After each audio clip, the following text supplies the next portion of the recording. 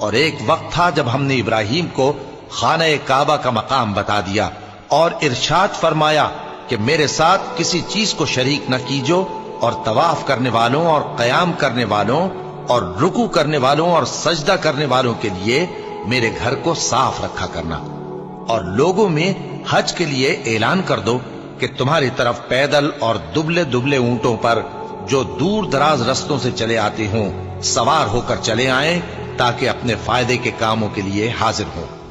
اور قربانی کی ایام معلوم میں مویشی چوپایوں کے ذبح کے وقت جو اللہ نے ان کو دیے ہیں ان پر اللہ کا نام لے۔ اب اس میں سے تم خود بھی کھاؤ اور خستہ حال ضرورت مند کو بھی کھلاؤ۔ پھر چاہیے کہ لوگ اپنا میل کچیل دور کریں اور منتیں پوری کریں اور اس قدیم گھر یعنی بیت اللہ کا طواف کریں، یہ ہمارا حکم ہے۔ اور جو شخص ادب کی چیزوں کی جو اللہ نے مقرر کی ہیں تعظیم کرے تو یہ اس کے پروردگار کے نزدیک اس کے حق میں بہتر ہے۔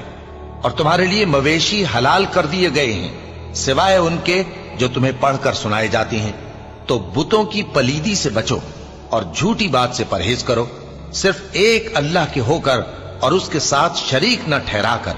اور جو شخص کسی کو اللہ کے ساتھ شریک مقرر کرے تو وہ گویا ایسا ہے جیسے آسمان سے گر پڑے، پھر اس کو پرندے اچک لے جائیں یا ہوا کسی دور کی جگہ اڑا کر پھینک دے۔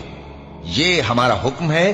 اور جو شخص ادب کی چیزوں کی جو اللہ نے مقرر کی ہیں تعظیم کرے تو یہ کام دلوں کی پرہیزگاری سے ہے۔ ان میں ایک وقت مقرر تک تمہارے لیے فائدے ہیں، پھر ان کو اس قدیم گھر یعنی بیت اللہ تک پہنچنا اور ذبح ہونا ہے۔